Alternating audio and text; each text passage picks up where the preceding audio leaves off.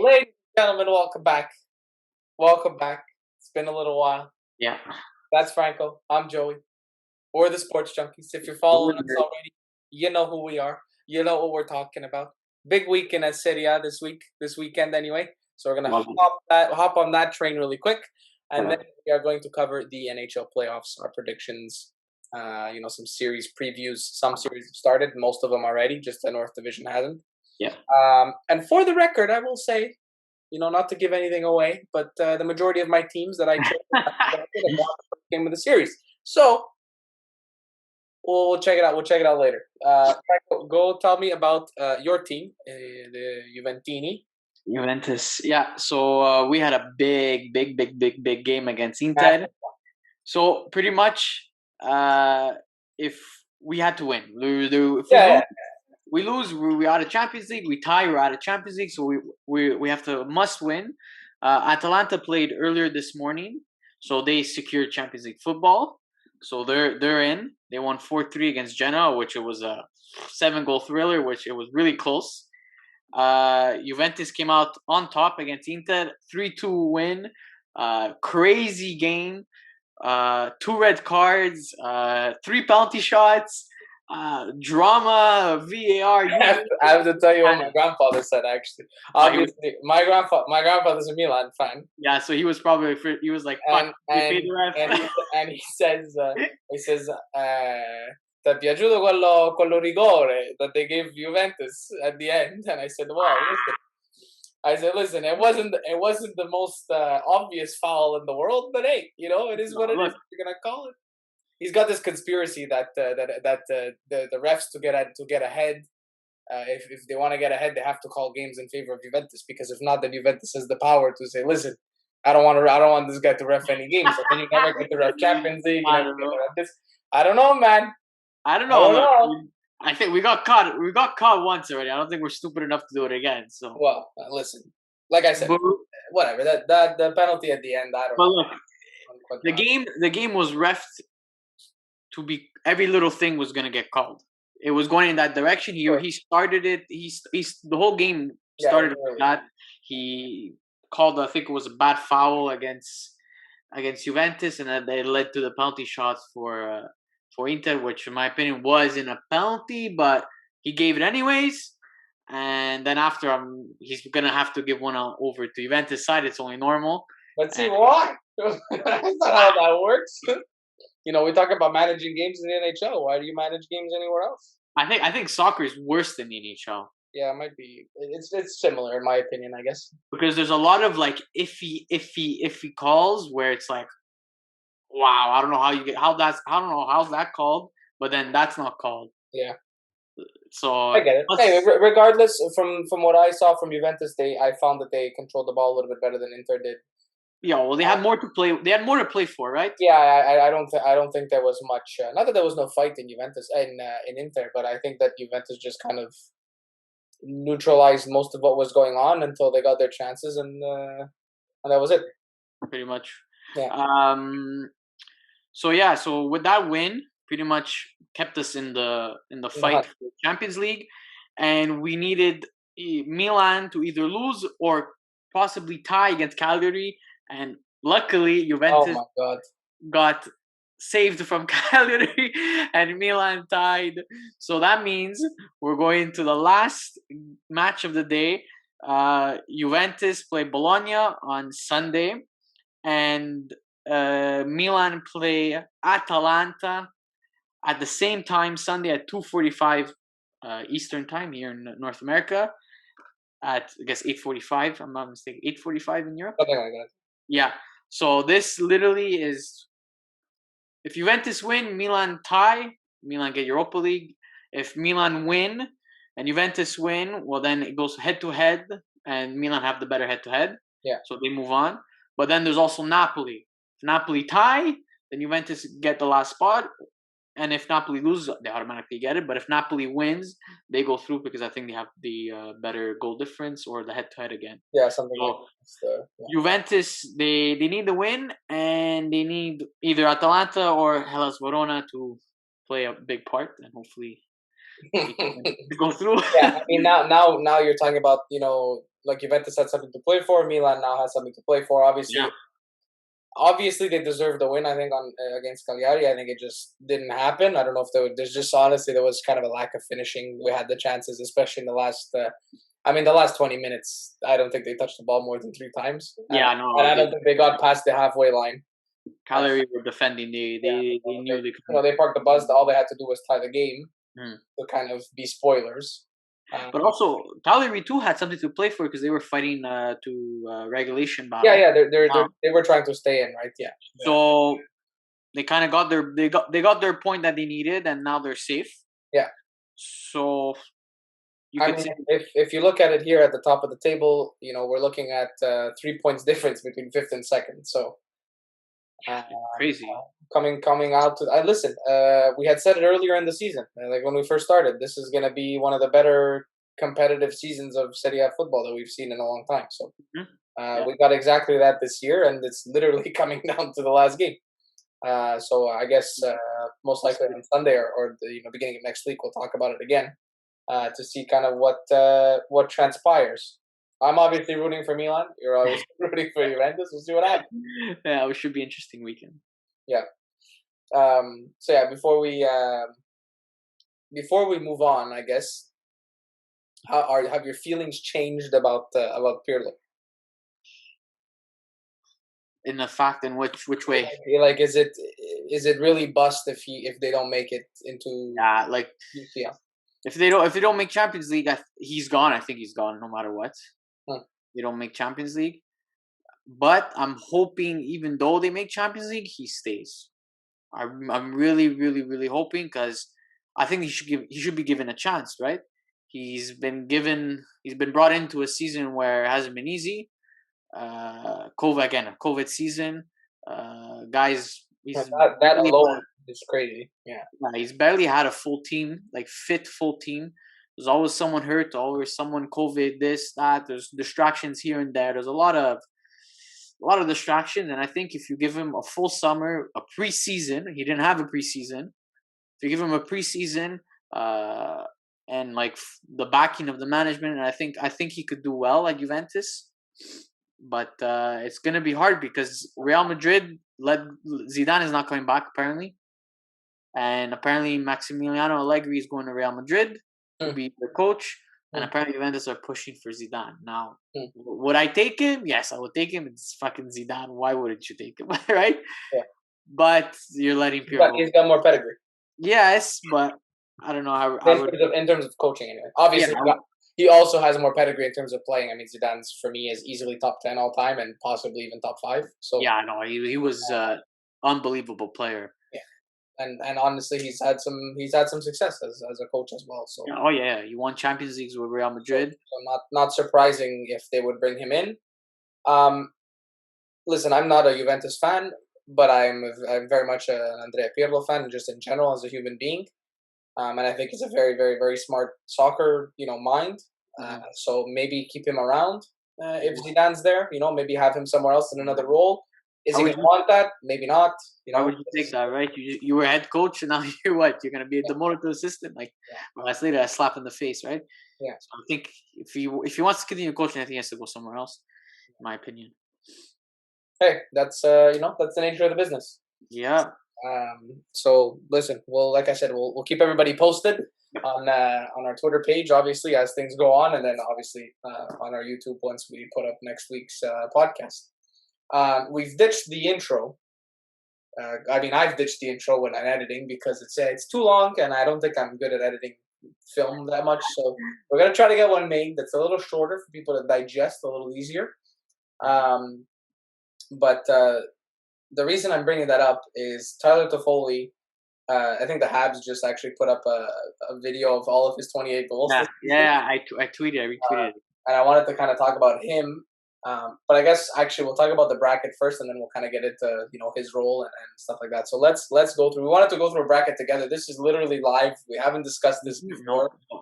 Franco has seen my bracket, but it's already submitted, so it's not like I Yeah. can change anything. It's a whatever. So what we're gonna do, I think, is do I show people my bracket? Did you make one as well? No, I didn't make one. Okay, so I'll show people my bracket. and then we'll kind of. Do you want to like discuss what changes we'd make? Does that make sense? If any at all. Yeah, I'm good with whatever. Okay, let's do that then.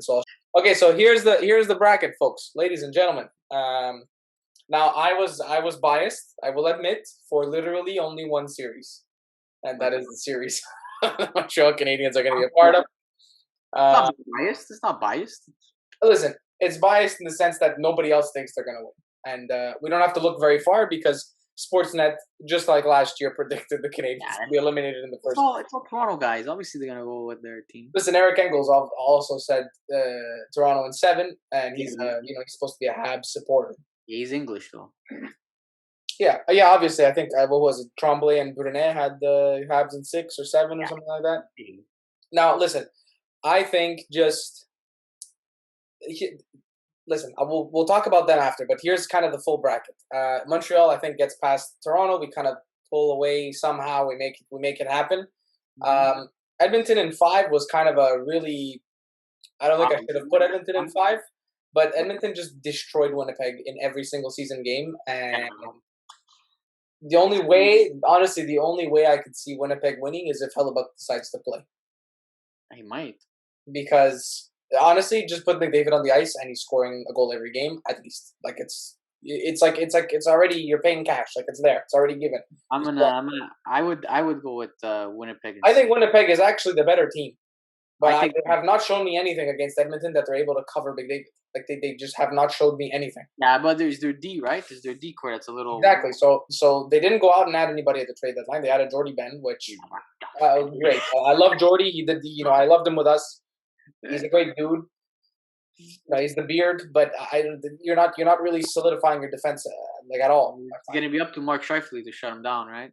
Yeah, basically, and as great as Scheifele is, McDavid is unbelievable. I had a friend of ours the other day tell me, players like like Gretzky and Lemieux, a lot of times like the greats, a lot of times they kind of just slowed the play down.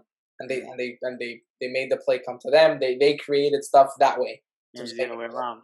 Yeah, McDavid is just literally the he fucking speeds it up. Fuck you, I'm blowing by you, and that's it. If you don't like it, too bad. Him and McKinnon are kind of that same type of just speed. But McDavid's even just. I mean, listen, he's just on another level. It's not fair. Like it's just honestly, it's not fair. Pace for 150 points this season in a 56-game season. Ridiculous. Like he's just. I don't know.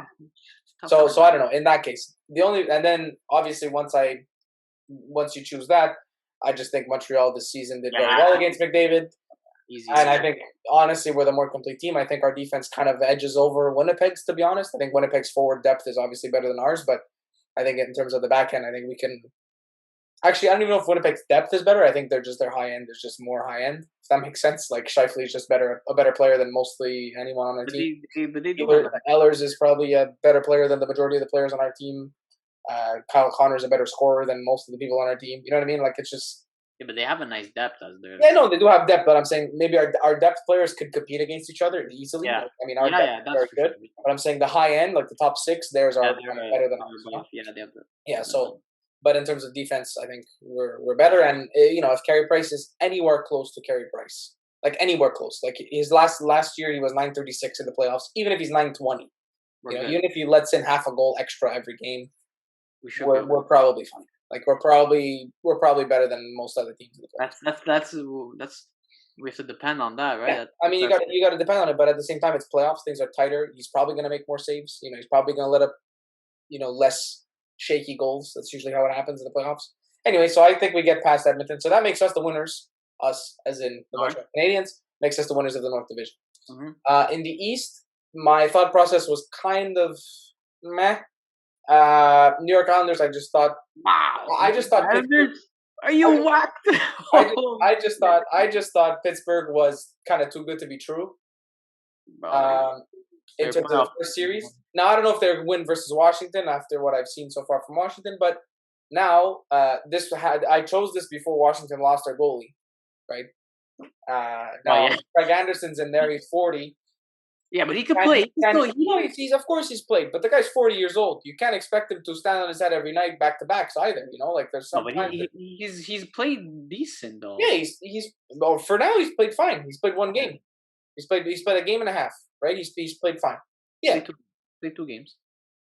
no, he came in the first game.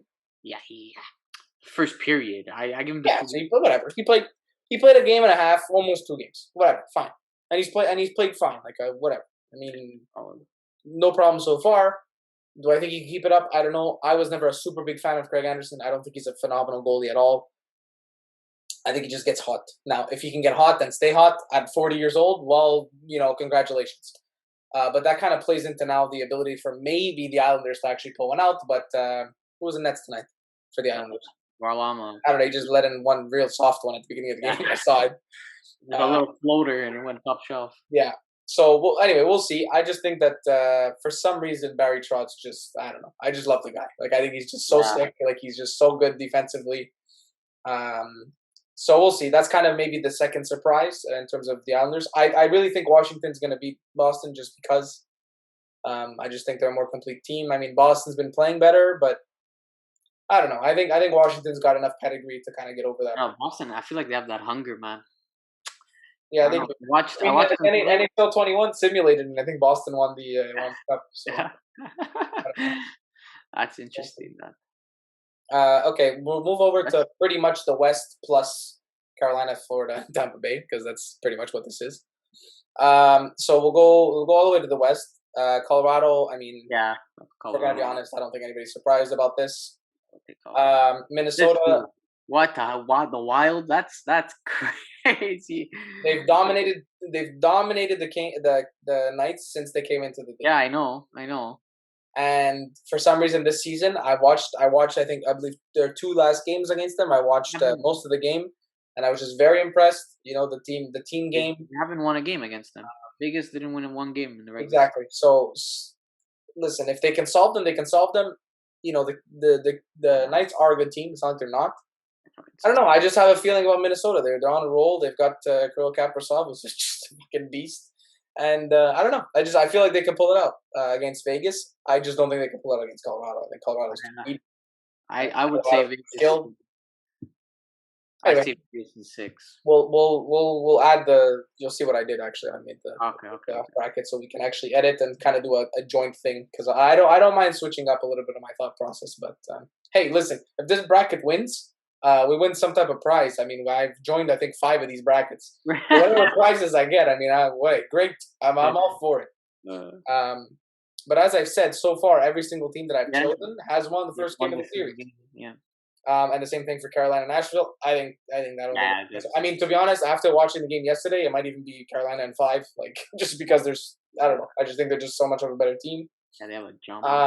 And I think Tampa Bay can pull it out. I mean, I love Florida. Like, if there's one team I really would like to go further than other teams, like if it's not the Canadians, I'd love Florida to go further. Obviously, my connection to, let's say, the Luongo family, I guess, I'd love that to happen for them.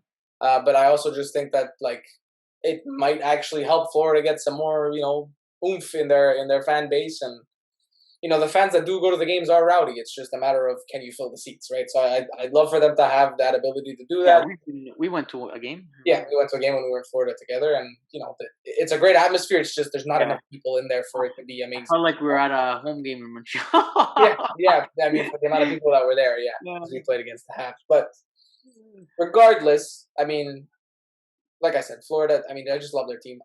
Honestly speaking, this might be a hot take, but I would trade pretty much any player on our team for Jonathan Huberdeau or Barkov. Pretty much any player on our team. Both of them are dirty. Sure, dirty. Go ahead. Like, honestly, the other day, I'm like, how do you not want Huberdeau on your team? Like, if there's one Frenchman you want on your team, I'll take it. You want Huberdeau on your team. Come on. We do. And, I'd like to bring Duclair back just because he played, around the corner from where we grew up. But other than that, whatever, fine. But I think honestly, Tampa Bay just, I don't know. We'll talk about them circumventing a little bit, but hey, so these 4 teams make it to the next round. Yeah. And then I kind of had Colorado beating Montreal because they get reseeded. And then Colorado finally deciding to kind of get over the hump. The only real question mark for me is Grubauer. Wow, you're putting Colorado. But he's been great this year. So I mean, I honestly don't think this is too much of a surprise once we get to this point. I think it's either does Tampa Bay repeat or does Colorado win it. I think Tampa repeats, but it's very possible. Anyway, so let's move to the what I was saying before. I kind of made our own little that's cool. That's cool. Stanley Cup playoffs here. I mean, I don't think we disagree here. Yeah, no, Colorado. What do we say? I say 6. Yeah. 6. Yeah. So let's just make sure that they're still the number 1 here. You said Vegas. Yeah, Vegas in 6. Vegas in 6. I say that. I don't know. I think they could do it. Fleury plays how Fleury plays. Yeah, I mean, that's kind of the wild card. Like I think the first game was lucky that Vegas didn't score. So I don't think that's gonna happen every game. We'll see tonight. They play tonight. I think I would push it. I think Minnesota could push it to 7. Yeah. Okay. Put 7. All right. Yeah, because I really think that they're it's close enough that it can go down to a last game. We'll talk about this one last, just because obviously. Mm-hmm. Edmonton, Winnipeg. You think Winnipeg pulls it out? Yeah, I mean, honestly, I believe you. Like, I can get behind. Like, honestly, I can get behind Winnipeg winning. I want Winnipeg to win, but I kind of want Edmonton to win because so then we can play Edmonton. If we get through, yeah. Yeah. I mean, I told you before, Winnipeg is scarier to me than Edmonton.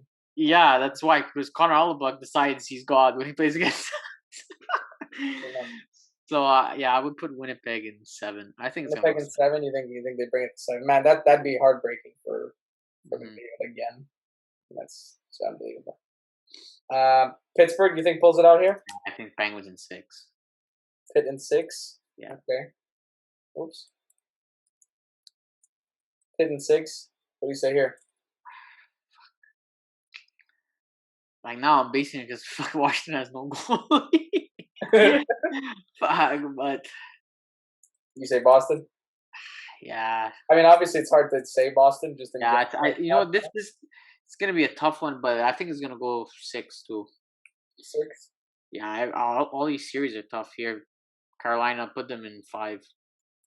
Yeah, even though I love Nashville, but I don't see that happen as well. Here, Tampa in 7. I think it's gonna go to distance. I think that's what I done. Tampa Bay in 7, so that means they're the 3rd seed. Yeah. So I believe this would actually stay like this. Actually, yeah, because it's just the winners of the divisions. Yeah, so these guys will play. Oops, these guys will play against each other. So let me just let's take the time we need to just talk about this series. There's a bunch of things to talk about. I guess we'll start with the young guys being out of the lineup. Yeah, no, people have to chill the fuck out. Yeah, I tend to agree with you. People are like, oh, well, why are you experimenting? Oh, why are you saying that you change it if you lose? Like, why not just ice your best team? Here's the deal, okay? You got to think about NHL coaches have been coaching for a long time. Mm-hmm. Okay, they've been coaching for longer than I've been playing hockey, and probably longer than I've been alive. Yes, sir. So for me to even consider myself on the same level in terms of a hockey mind as an NHL coach, I'd need another 20 years. Yeah, we're not there yet. Right? Just even if I would want to think about it. Yes, I played elite level hockey. Sure. Yes, you played some elite level hockey, but we're not coaches. We don't get to decide this. What I think factored in more than anything is the fact that we're playing in Toronto. Yeah, we don't have the last change. We don't have a last change. Now, Romanov, do I love him? Do I think he can bring energy? Do I think maybe in a game 1 it'd actually be a perfect game to play him because there's, let's say, not too much on the line, right? It's not a game-ending series. Right, if you win, can come in and hit some guys and make some fucking plays and, be a little bit more aggressive than Amero. Mm-hmm. Yeah, maybe I would have liked to play Romanov. But I understand having Merrill in. First of all, the fact that people think that Merrill is not a good defenseman, they can go fuck off because they clearly are not watching the same game. It's not easy. Has he made a few, turnovers? Maybe.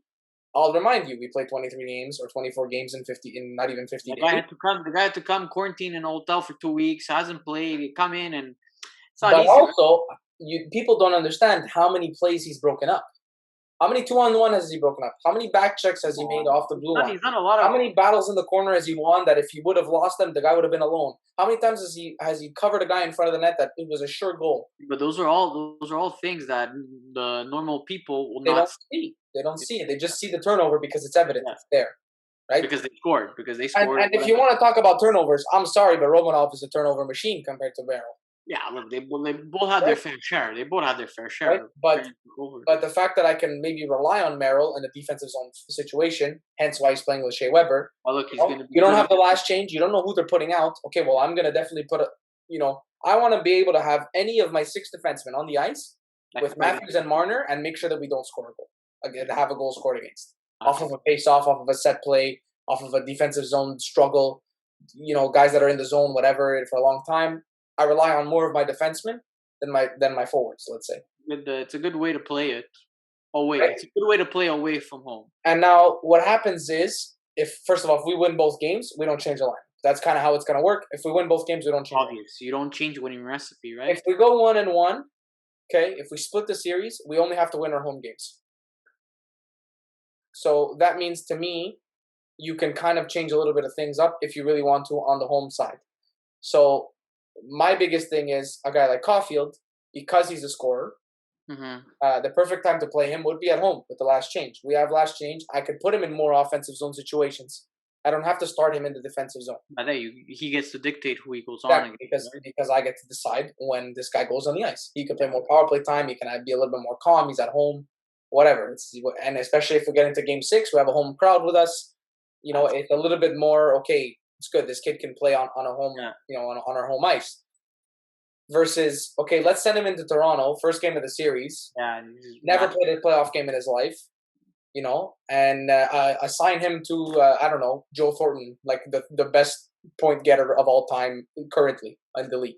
He's gonna run like you kind of have to think about, okay, well, what's the upside of having him in the line? Can he score a goal? Yes, he can score a goal. It's Cole Caulfield. He can score a goal. He scores goals at every level, but can he score a goal every game? He's not McDavid. He's not Matthews. He cannot score a goal every game. He's 20, right? So now you have to think about the games that he doesn't score a goal. What else does he give you?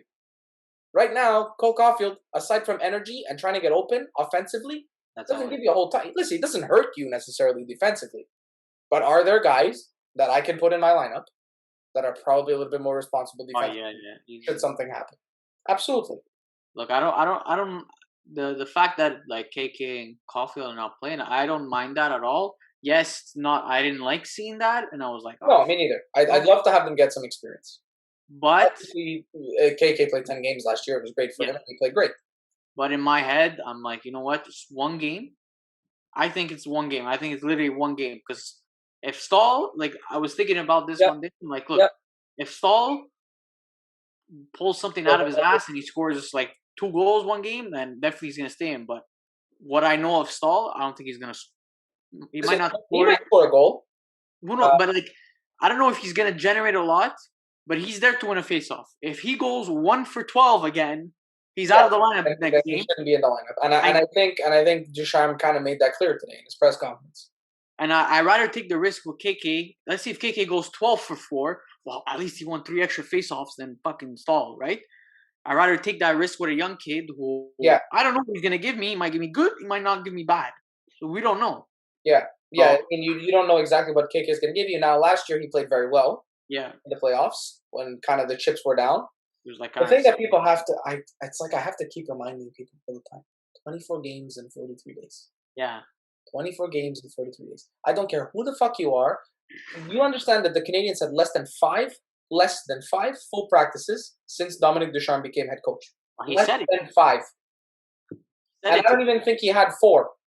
He said it. He said the worst thing was not being able to practice with the young kids. And people who don't understand the game of hockey don't understand that to implement a system properly, you need time to practice the system.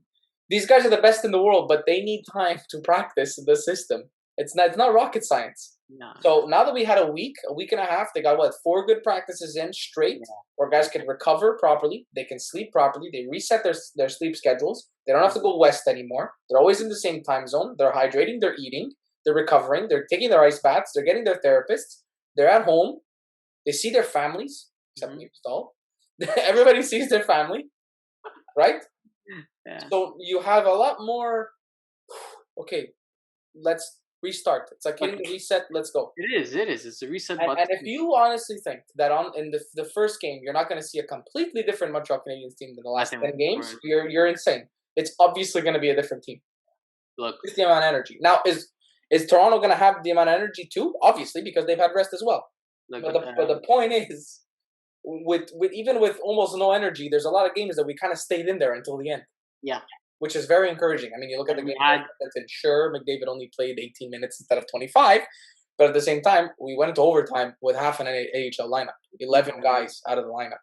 We had Dano out, we had Price out, we had Weber out, Gallagher out. All these guys are coming back. All back. Right? Gallagher. I think it was Arpin Basu who tweeted. Gallagher was on his butt a couple times in the crease, so he looks fine in the game against the Rocket. So I think he's fine. He took a couple shots. He was kind of involved in the play. I watched the Rocket game. I know you did as well. And for those of you worried about Carey Price letting in 2 goals on the first 5 shots, hey, I'd rather he let in the first 2 goals of the first 5 shots in a game that means absolutely nothing, and then save the next 11, which he did, and then do it, on Thursday. So looked good. He looked good. He looked fine. He looked like he was moving okay. He looked comfortable. That's what I was looking for more than anything. And from what I heard in practice, he was very good. So when guys have to cheer when they finally score on you, from what I understood, that's when at least your mind is there. At least you're sharp enough to make those plays. And for a goalie, that makes a big difference. I can tell you for sure. I mean, there were times going into games. If I think about, let's say, even my last season where I was just a backup, right? My last season, being a backup, if there was, a practice that I had that I felt good, like Friday's practice, I had a really good practice. The last drill I was playing well. I didn't let in any, floppy goals during the practice. I felt sharp. I knew that on Saturday, if I needed to be called upon, I was good. Yeah, you're right. There were some days where Thursday, Friday, back to back, I had iffy practices. I didn't feel as good. Going into Saturday, you're like, fuck, I hope I don't have to get in because you're thinking about, fuck, I didn't have a great 2 games. How's it gonna work? So it's important. Like practice, like I said, practice is important for any position. So with that, are we putting Montreal here to win the series? I say Habs in 7. The other thing I did want to mention. The pressure is all on Toronto. We have no pressure. Montreal's zero pressure. Of course. But not only that, we have, you talk about playoff experience, talk about Stanley Cup winners, talk about teams ready to win a cup. Okay. We can actually talk about Toronto's cap issues next year because they have $12.5 million to sign 9 players, plus a guy with an RFA. So good luck with that. This is basically the year. If they don't do it this year, I'm not sure when they'll ever do it. They'd have to probably blow it up or at least trade a Nylander or something, right? To try to get something back and figure it out, pieces back anyway. But for me, Jake Muzzin, right, has a cup. Yeah. Is that it? Joe Thornton's a great player, been around forever, doesn't have a cup. Wayne Simmons, been around forever, great player, doesn't have a cup. Spezza, been around forever, great player, doesn't have a cup. Right? No one has Muzzin.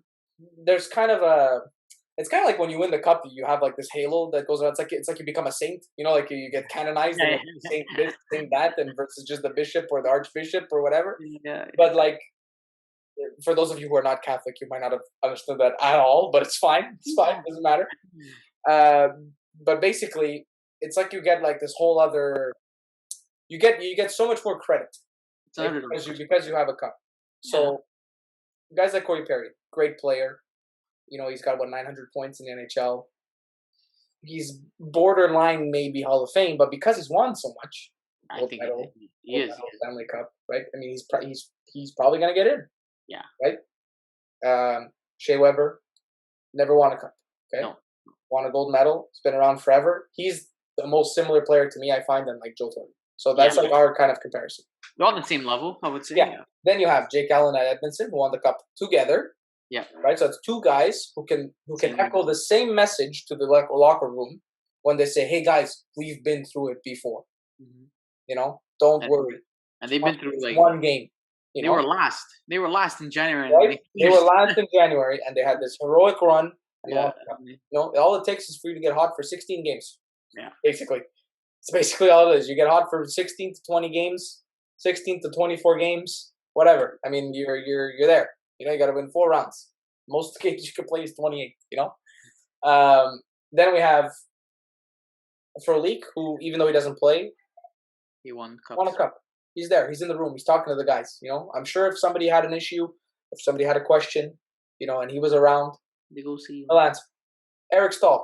Yeah, We've been hating on him for God knows how long. I tried to not hate on him last video that we did because obviously I don't hate him. I don't hate him. No, I don't hate him at all. I mean, first of all, he's a phenomenal career. He's got a phenomenal career. Like you can't, cup winner.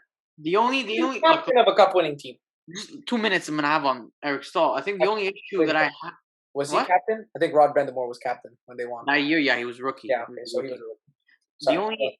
The only issue I have for Eric Stahl, I feel bad for him because, right before we got him, everyone was talking is we need a center. We need another center who could play behind Dano or that could like play big minutes, right? Yeah. So when we went to get Eric Stahl, I'm like, okay, Eric Stahl, he has the name. That's listen. He's 2 years. He's 2 years removed from like 40 goals. Yeah, I know. Nah, but it's 2 years. I know 2 years, but I mean, it's 2 years. You don't just disappear in 2 years usually. Yeah, for a guy that's had a career that long. Like if it's a guy like, let's say like Bobby Ryan. I understand what you're saying. I get it, but also the reason he's been in the I was expecting him to score 40. No, it's not that thing. I'm just saying. But I think Bergevin's idea was to acquire an extra centerman who could provide offense on the third line. Yeah, that was my idea. Okay, sure. Why didn't he maybe try for a guy like Jeff Carter? Yeah, sure, but maybe he did. You don't know.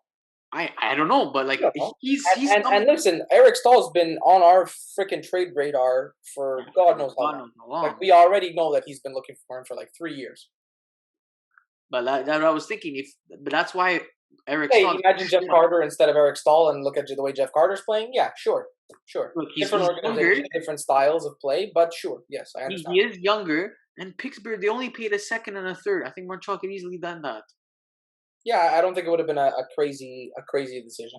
Like to me, if you wanna like boost your down the middle and bring more offensive, but also have that defensive, ability, I think Jeff Carter, like, I don't know, might be the better option. You're right, but at the same time, when we traded for him, I didn't think it was a bad trade at all. No, but I think a lot of people are shitting on him because they had the idea in their head that he was gonna come in, play third line, and score, provide offense. But that's not who he is anymore. That's not who he is. I'm sorry. Yeah, he's too slow. He's slowed down. He apparently was also playing with an injury. Now, okay, so it's not easy. We'll see. Yeah, that's what I'm saying. We'll see in the playoffs if everybody's actually fully recovered. Yeah. What happens? And like Ducharme said, you're gonna need 14, 15 guys, 6, 7 defensemen. You're gonna need all these players to step up. You'll probably need 2 goalies as well because we do have a back-to-back, and I don't see the problem playing Gallen unless so stupid of NHL to put a back-to-back. Listen, I mean, it is what it is. Carey's been off for enough time that I think he can handle a back-to-back. I don't think it's the end of the world. Well, we'll see. We'll see how right? But we'll see the series. If the series is 2-0 Montreal, if we take the first 2 games, third game Carey plays, and this if we lose. Well, if we lose, then keep Carey. If we win 3-0, put Allen as the third. I don't. Yeah, you can kind of try to close out a series. Yeah, I get what you're saying. Listen, we said Montreal in 7. We'll see what happens. I just think that we have enough. We have enough there. We have enough character in the room. I think that there's enough guys that don't. There's enough guys that hate losing. Yeah. I mean, I don't even know if there are there any guys on the Leafs that you can think of off the top of your head that hate losing as much as Brendan Gallagher and Corey Perry. Like who hates losing more than them? I don't think anybody in the world hates losing more than Brendan Gallagher. Yeah, they don't like. Well, at the end of the game, at the end of the Rockets game, he almost started a brawl because a guy was chirping him. He almost started a brawl. The whole team was on the ice. The Rockets team, they were squaring up. I was dying. And Corey Perry, to be honest, just Yeah. he started the year off great. He slowed down a ton at the end. Again, probably because of the amount of games played. Yeah, but But he's still this guy, you can tell, just cannot stand losing a game. The only guy that I could think of is maybe Wayne Simmons on the other side. Yeah, that's what I was gonna say. He'll have that little extra thing, Zach Hyman. Maybe a Zach Hyman. Like Zach Hyman's probably the equivalent of Gallagher for us, but not. I don't think he brings the same thing. I think he might bring more skill, but less heart, less. Nick Foligno, forgot about him. Yeah, but Nick Foligno's lost too much. Like in his life, he's lost too many times for him to be like, I hate losing. If that makes sense. He knocked out Tampa. He knocked out. No, I know, but I'm saying he was never in a winning market. Yeah, I know. He was never in a winning scenario. Yeah, I know. Corey Perry for a couple of years was playing with some of the best players in the world. Yeah. Scott Niedermayer alone is unbelievable. Timo Solani, Chris Pronger, José Paciencia-Guerre. You're talking about some of the really, really, really great players that he was playing with. That basically, for me, I mean, he already had it in him for sure, but just were guys that fucking couldn't stand losing. Chris Pronger would rather kill a guy than lose a game. It's just how it is. It's Chris Pronger. He used to murder people on the ice. Yeah. Used to say, you cross in front of my crease and I cross. Exactly. Don't do that again. I'm losing. Too bad. You're too bad. So that's kind of where I see that coming from. And yeah, I mean, let's kind of continue to get through this. We'll do in this one, I think Colorado takes this one again. I don't know how Colorado doesn't win this year. It's just. It's gonna be up to their D, man. If their D doesn't show up, they're done. They're finished. Yeah, but I don't know. What do you say? Are you in Colorado on 6? Colorado on 6 for this one? Yeah. So they're still number 1 seed. Obviously, President's Trophy winners. Yeah. Montreal, Winnipeg. See, this is where I'm well, if we got past Toronto, how can you not get past Winnipeg? But problem is, Paul Maurice is a hell of a coach as well. So he's not a guy that likes to. I want to say Montreal. I do want to say Montreal as well, but I'm. Because we don't know how Hellebuck is. Really, it'll come down to Hellebuck. Because if Price is even, like I said, remotely good, we're fine. Montreal 6. We're saying Montreal 6. Yeah. Okay, this is our bracket, guys. So don't fuck off. you can no. We'll post this maybe on our Twitter later. Yeah, we will. To see what people say. Pittsburgh, Boston. I say Penguins in 5. Penguins in 5. Jeez. Malcolm comes back healthy. Oof. I guess. Carolina, Tampa Bay. Tampa Bay. Was Tampa Bay the 2nd or 3rd seed? They were 3rd. 2nd. How they were 2nd? I reversed the order. Sorry, guys. Tampa Bay, 2nd. Florida, 3rd. Yeah, it's just that'll only be important for the next one. So you think Tampa Bay wins this one? Yes, sir. Tampa Bay in 6.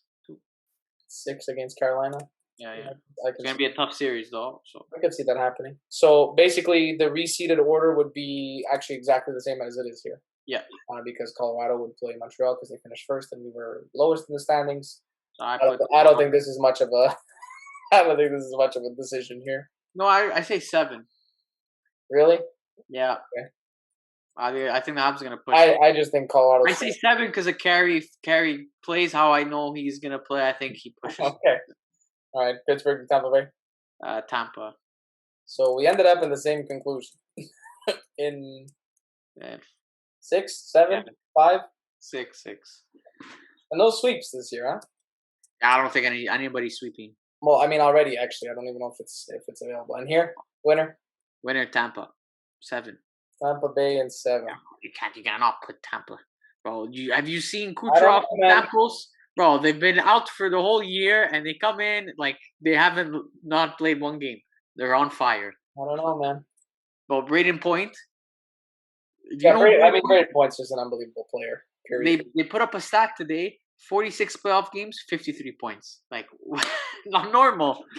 It's not normal. The Bro, clutch player. they have so much depth. And it's not even funny. Yeah, it's Down the middle, Stamkos, Point, Johnson, and then you could go with like Anthony Sorrell. Like what the fuck? Yeah, it's pretty unfair if you think about it. Now here's what I want to point out. Okay, so the final cap hit, okay, for the Tampa Bay Lightning. Oh yes. Okay, with all of their players back currently in the playoffs, is $98.8 million. They have basically $100 million roster, which is almost $20 million over the allowable salary cap During the regular season. But they now, cheated. the rules are there for a reason. The reason LTIR is there is because if a guy gets injured, for example, Carey Price, for a long enough time that they cannot play for the rest of the season, the reason the LTIR is there is so that to give the team cap relief, so that they can go out and acquire another player to at least fill in that spot, or to maybe make some trades and acquire some salary, so that at least they can compete in the league. You think about a guy like Kucherov, like Stamkos, like any of the high-paying guys, anybody who makes over $8 million a year. That's a significant amount of money that you can pay to 1-2 players. See, to kind of back your team. What I think is gonna happen is that they're gonna have to tweak the rule a bit. Yeah, you could put anybody on long-term IR. Yes, but you, in theory, you're supposed to prove that they're actually injured. Yes. So either that gets tightened, so as soon as you have like an independent, let's say NHL, their doctors come in and evaluate you, and if they decide yes, he's available to play, then even if you decide to sit him out, his salary has to count to the cap. But I think what they're gonna do is they're gonna have to let's say it's minimum has to be 6 weeks, and maximum is he has to be out for the regular season. Like his career is like season-ending injury. He's not back. And you think even in the playoffs or something? Yeah, like he's not coming back. Playoffs, regular season, he's done. Then he could go on long-term IR, and you could bring in someone else to replace him. But what if you're not sure? If you know for sure it's going to be at least 8 weeks. Well, then it's going to end up like the Kucherov situation where they knew he was coming back. Yeah, of course. I think there's a line that you can kind of. I think you can do something maybe similar to what kind of what the NBA has, is that like they have a soft cap, I believe. So like let's say our soft cap would be 81.5, and then let's say the hard cap is 85 or 86, and you have to, if you go over that in the regular season, you pay a hefty fine. But you could. That's the problem. You could go over, and the team has to pay a fine. That's not how it works. Your highest paid player does not play if you go over the cap. That's how it works in the NHL. Oh, yeah. From the last CBA that I remember, that's how it works. So if you go over the salary cap, your highest paid player does not play in the game. I thought they just have to pay like let's say I don't know. No, that's the NBA, and that's why guys have 110, 115, 120. But that's what I'm talking about. I'm talking about the NBA. Oh, the NBA, yes. Sorry, yeah. The NHL is if you go over the cap, that guy can't play. So I think it'll be similar to. There's maybe a rule that they can change that's a little bit similar, where during the regular season, if you have let's say an extra $5 million to play with, and you pay a hefty fine, so you pay $1 million to be able to get $5 million more. That's not fair. That's not fair for a team like Florida or a team like Arizona. But it's either that or Tampa Bay can do this every year, kind of thing. Well, they're gonna have to tighten this. This is it's not fair. Because the salaries are guaranteed. Yeah. Kucherov can literally spend the whole season not playing every year, or they can choose a guy every year to not play. Oh, he's injured. Again, it's either you have to have an independent party come in and decide, okay, you only have 3 more games that you're allowed to sit him for LTIR, right? Because you don't want to rush a guy in either. But if the doctors, let's say, hey, listen, by our standards, you're absolutely cleared to play. You have 3 more games with LTIR, and then you gotta go back to that kind of thing. Look, they knew he was good to come back in the last 2-3 weeks of the season. But the thing is, you blame Tampa Bay. Like, I don't blame Tampa Bay really. I think it's a problem with the rule. There's some type of rule situation that's going on. Now the Canadians did it as well. They found a loophole, right? Are you gonna blame them for finding a loophole? I mean, you can't really blame them. No, I blame the NHL for letting them do that. Yeah, I mean, like I said, the Montreal Canadiens did the same thing as well, but we're only over by $1 million. Yeah, but it's not crazy. Like it's not like we went and get like No, we didn't go get who knows what, but but maybe we get we were able to Water. get Eric Stahl because of it, and we were able to bring in Cole Caulfield because of it, Yeah. which we wouldn't have been able to do otherwise. Look, So I think it only becomes there's got to taboo. be some marge de maneuver. There's got to be some. Okay, maybe you're allowed $5 extra million on the LTIR for the playoffs. I think there has to be some type of playoff salary cap. We'll see. Look, if they win the cup this year again, I think then There's people are gonna going be to some talk about it. serious, yeah, like people will Like not us because I don't think like regular people are gonna understand. I think the GM meeting they're gonna yeah, bring I it mean, because for them it's like, well, what's the point of building a winning team under the salary cap if a team exactly could go $20 million over? exactly. Then Makes what's the sense. point of having a salary cap if you're Exactly. gonna go right? I think it's a useful rule, LTIR. I think it should be Yeah, there. no, I like it. But I think there has to be some type of limit. Yeah, Maybe 10 million, maybe 5 million. or Maybe, maybe you're only allowed to put two players. You only allow the maximum of two players, or something maybe, like that, like a maybe. restriction. There has to be a restriction. But the problem is with that one, it's like like what Yeah, happens when people get hurt. People get hurt. I know, I know. You can't really fault them for it if that Yeah, happens. It's the game of hockey. But I understand what you're saying. There's got to be either some type of limit or, like I said, an extra kind of limit on the salary. a third party or something like to come Yeah, in. yeah. I mean, I wouldn't mind that at all. Or maybe there could be a combination of both. Like a combination of, hey, you can have 5 million extra on the salary cap during the playoffs, and to make sure that that's respected, we're gonna have an independent. A team of 12 or 6 independent doctors. Not even. You probably don't even need that many. You just need somebody to evaluate each player. Which doesn't take a genius. It just takes somebody to do it. You just need more than one person so that that person's not Yeah, we'll bribed. see. We'll see if they win the cup, then it'll get talked about. If I mean, they they've don't, got a good chance. I mean, their roster is just unbelievable right now. How can you? unbelievable. How can you? They've got, in my opinion, probably the best goalie in the world, just because of he's. I mean, I don't know. Right now, There yeah. are some, yeah, there are some goalies that can maybe you can have that conversation, but this guy's just unbelievable. I mean, I watch him play. He's so solid technically. He's unbelievably athletic. He's flexible as hell, Yeah. and it's just his mental game is unbelievable. Like Plus, he has a solid team in front of him. and plus he's got one of the best teams probably ever assembled under a cap situation ever. So Really. I don't know. I mean, we'll see what happens. That is Yeah. our kind of playoff recap. I don't have much time to go into anything else, but I will mention the PGA Championships are this weekend, as well as the Monaco race in the F1 Grand Prix. So we'll probably Big race. talk about that for next episode. Those are two very big tournaments in their respective sports, and I would honestly encourage a lot of people to watch it. If you don't get to watch a lot of other sports, we talk about mostly. I mean, today was soccer and hockey. Yeah. But there's Playoff. a ton of other amazing athletes out there, and to be a good idea for people to watch and kind of learn. I mean, I like to think of myself as a good golfer. I shot 83 last weekend. My handicap's like 12. I'm a decent golfer, but I mean, these guys hit the ball and they play on the hardest courses in the world and they shoot under par. So it's not everybody that can do that. You got to be dedicated. You got to be a sick athlete. Yeah, I'm There's no more. There's no more John Daly's where guys are just like 200 pounds overweight and they just hit the ball well. These guys are all athletes. They all train in the summer. They all do. They all lift like everybody else. They're specific to their sport. It's very rare you get a guy that's just flat out overweight that just plays golf because he plays golf and he's overweight. Like all these guys are in shape. Dustin Johnson, Justin Thomas, Jordan Spieth, who by the way is going for his career Grand Slam. He's been playing the best out of all these people. They're athletes. And all these guys are Tiger. Tiger was probably the first one really to be consistently in the gym every single year, every single day. 12 hours a day working on his game the way he did, like a maniac. And that's what it takes. Sometimes it takes an athlete like that.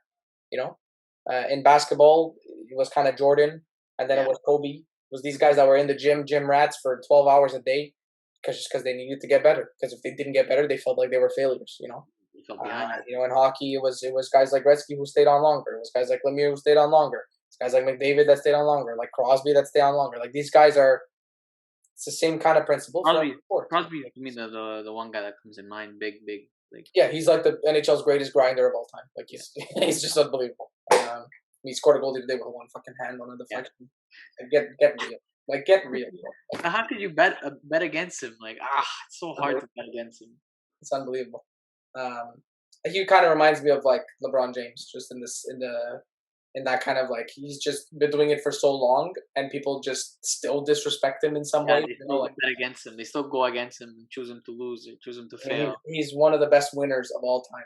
Yeah. Like, He's first ballot. He could probably put in the Hall of Fame before he's finished his career. I mean, this guy's just Tomorrow, Hall of Fame, easy. He walks in. I mean, 100%. He could walk in. He could write his own name on a plaque, and they'd keep it there. That's pretty. Anyway, we've gone through about an hour, so I don't want to put anybody through any more craziness.